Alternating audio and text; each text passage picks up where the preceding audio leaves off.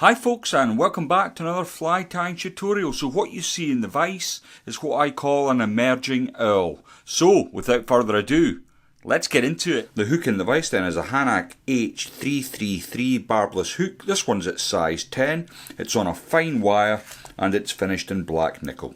Now the thread I'm going to be using today is from Simplify. It's nano silk at 6/0. As you can see, it's yellow. Now a lot of my fly tying gear's packed up today, so I haven't got any super glue to hand. I do need to get some more. So I'm just going to put a tiny little coat of varnish onto the hook shank, and I'm going to use my silk just to spread that out a little bit.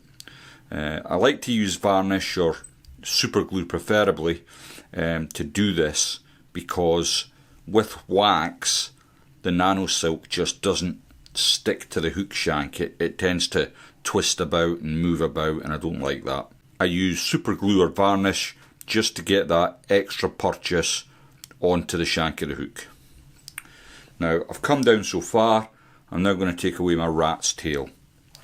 Now what I'm using for the rib is some perdigon body. Now the reason I'm using this as opposed to wire is it's just a little bit thicker, and I want that pronounced sort of rib on this fly, so I've just going to use this. Now the other thing of course is it's very light, and this is for all intents and purposes a dry fly, so I want to keep the dressing as light as possible. Now I've just caught that in and I'm going to come down. Now one of the things I really love about nano silk is the strength for the diameter of the thread. Now it's also a disadvantage in some cases, especially when you want to try and build a body. It's very thin, so it may take a couple of up and downs just to get that body profile you want. So for this section of the video I'll probably speed it up so you don't have to listen to my inane drivel.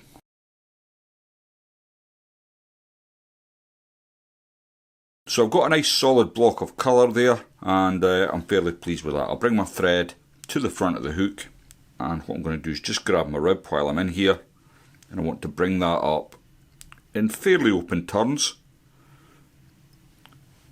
I don't want too much of the rib showing. Just take my time getting it started so I get that spacing just how I want it. Now as I come up the fly, the spacings get ever so slightly bigger until I get up to the thorax area. Now once I'm here, I can just come catch that in with a couple of turns like so. Then I can come in and snip that away. Now if you're unaware, the yellow owl, it's quite a famous fly. It's a suspender buzzer usually, and it's not tied in this manner, but it's just a little play on the pattern, and I do like to experiment with my fly tying. Now I want to protect this, and the way I'm going to do it is a little coat of UV resin. Doesn't need to be a lot. As I say, it is a dry fly and I don't want to overburden it with weight, and the resin will add a little bit to that.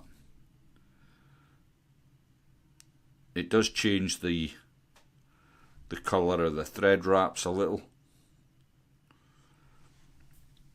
but not as much as it's going to be a problem. I'll bring in my little lamp and just cure that off. It won't take much. The thinner the resin, the quicker it will cure.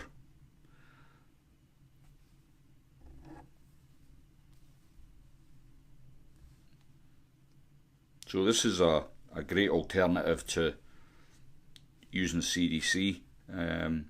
CDC, to my mind, it takes a lot of TLC to keep it in good order, where when you're using deer hair, it takes very little looking after. So we're going to add some legs to this version.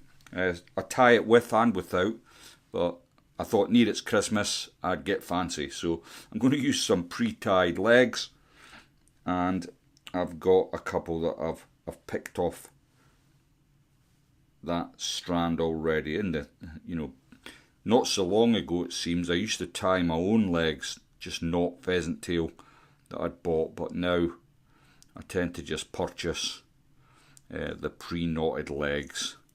Just makes a lot more sense.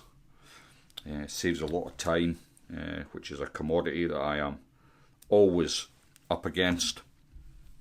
So I've tied them in now. I tied in 4 single legs, and I've split them either side of the shank of the hook, just to get that sort of trailing leg effect. Next I'm going to add in some dubbing. I'm using my all-time favourite. This is the natural boosted scruffy dubbing. Very difficult to get a hold of, so if you can't get it, squirrel dubbing will be your alternative. And I only want a very small amount that I'm going to catch in just where I've caught the legs. Don't want that yellow coming through that dubbing. And that's looking not too bad. The next thing then is the deer hair wing. Now I've got I'll be sad to see this go when it eventually runs out. This is some coastal deer hair. It's absolutely excellent quality. Now I've already got some in my stacker. Now before I put it in the stacker, I made sure I combed out all the dead ends and all the underfur in order that it stacks properly. So I've just grabbed that out by the tips, and I just want to dress it up to the fly. Now I don't want the tips of my wing coming past the butt of my fly. So tips level or slightly in front of the butt of the fly. Now that I've measured it up, I'm going to swap hands and change it over. And I want to leave myself some room to tie in, so I'll leave a couple of millimetres as I cut away over my waste basket. And before I tie it in, I'm just going to add a little bit of wax to the nano silk just to get a grip of this deer hair. So I'm going to lay it up like so. Now I want you to notice how far back I am from the eye.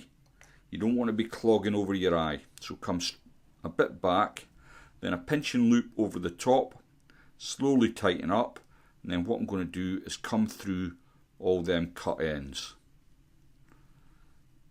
Try and capture as many into your thread wraps as you can. Don't be overly worried if you've missed a few. So that's looking pretty good. I've just slightly come a bit longer than I would have liked, but hey ho, it's good enough for government work. So I'm just going to, you've seen I spun my bobbin holder there, and what I want to do is try and flatten out that thread, because what I'm going to do next is create a dubbing loop with my nano silk. So I'll come in with my dubbing needle. I'm going to just get it in behind, split the thread, and this is one of the other beauties of nano silk. And then I can just put, again, a little bit of Andrew's scruffy dubbing into my thread, and then I'll just spin that up. And that should not take too long. How would I fish this fly? Well, I would fish it in a team. I would either have a couple on, or if I was fishing for probably spookier fish, I would have it on the point and kind of use it like an indicator while I fished much smaller bob bits style patterns above it. You'll see this for a reasonable distance. It's not highly visible, but I've got my dubbing there. And what I did, sorry, while I was withering on, I forgot to mention, I pulled out quite a lot of the dubbing, so I've got it very sparse here. And what I wanted, each turn, I'm treating it like a palmer. So every time I turn, I'm pulling it back with my fingers until I reach the front of the hook, like so. Now, I don't want a big yellow head, which is what I would get if I continued to build a head with this thread. So what I want to do now is, again, because I'm out of super glue, I'm going to use a little bit of varnish just on the thread there, and then I can come in, just get rid of that thread, with my whip finish tool, and I want to do a 1, 2, 3.